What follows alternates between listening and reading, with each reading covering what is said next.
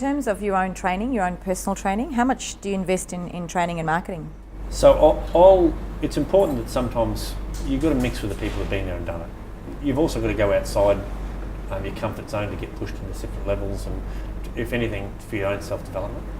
I think as far as my self-development goes, if there's something that's worth going, it's whether it is, I think you've got to go. I think if we rest on the laurels of I know everything, I can't learn anything more, you won't grow. The market will grow, you won't grow, you'll get left behind with a new age of people who are out there.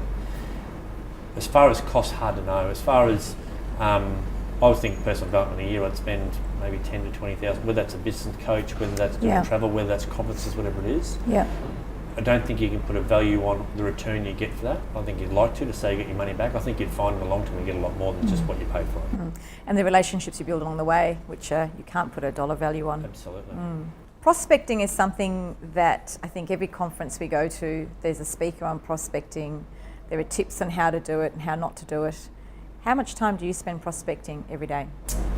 If we go back to when I started, I spent somewhere in between, probably around 4 hours a day, whether that was telemarketing, whether that was actually mixing with people, whether that was connecting with people who might not be selling a house now, selling later. That really set the platform for me. If you don't like prospecting, you don't have to do it, but you better make sure you have an attraction business so you don't have to, that's going to support what you have.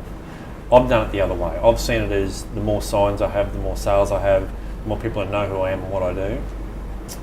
My prospecting is based on an attraction business with those things. I'm pretty sure I'm on the shopping list of most people that think about selling the house. And if I'm not, then through the other methods I have contacting people, whether that's through the database or through open homes or anything else, especially through the vendor marketing that we get from our clients, then people understand I'm in real estate, and people, I'm hoping, put me in the top 2 to 3 agents to call should they be thinking about a move. And most of your business would be referral business now anyway, I imagine? Yeah, it would be. It's certainly changed a lot, and it's also hard to grasp. You can go from chasing the business to have the business chase you. Yeah. I guess if you've got to keep a level head through the whole process. It's not nice to know that that people are chasing you and you're high and mighty. It's not about that. Yeah. It's certainly a reward for your efforts. Yeah. You still got to chase the business. There's people out there who still don't know who you are, what you do, and you've still got to have that element and percentage of your business that will return you more business in the future.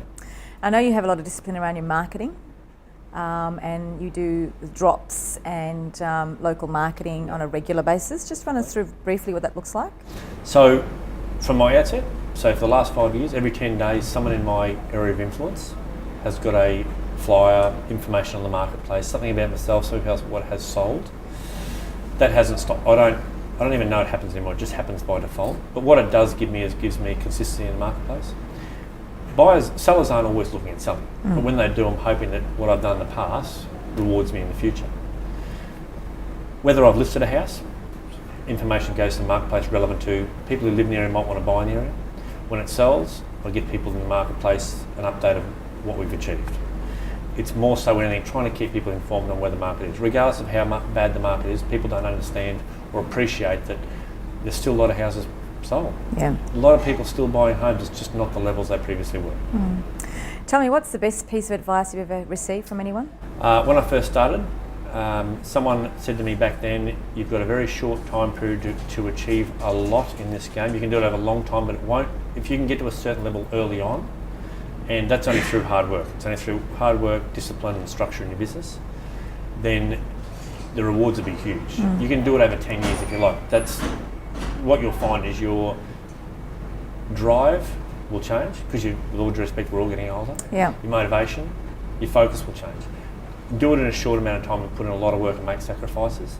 The rewards in the long term, you can then start to structure yourself in your business based on the work you put in earlier on. So I think if anything, nothing beats hard work, and you've got to do it in the very short term. The first 2 or 3 years at least, commit yourself to that being the case. And then it's a matter of keeping the momentum going. I think more than anything, if you have got the momentum going, it's actually hard to stop it. But if you do say I'm happy with how things are and you get a bit lackadaisy and everything's okay, you'll quickly fall off it and you can't get it back. It's like falling off the back of a wave. Hard to swim over the top of it. You've got to start the process again, and that takes time, money, and with all due respect, effort that a lot of people, unfortunately at that stage, sometimes leave the industry.